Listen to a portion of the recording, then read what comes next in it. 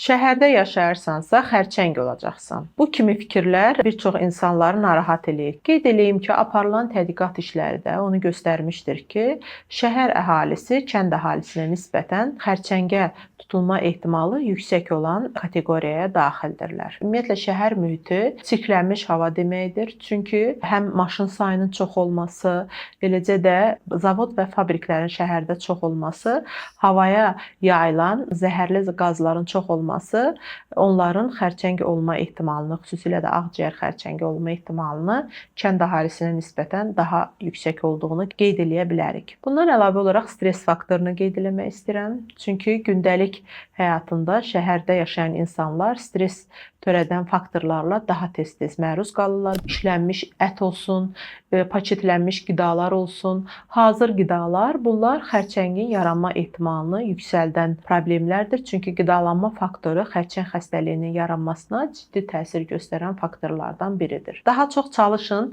təbiətlə sıx təmasda olun, daha tez-tez rayonlarımızı ziyarətə gedin.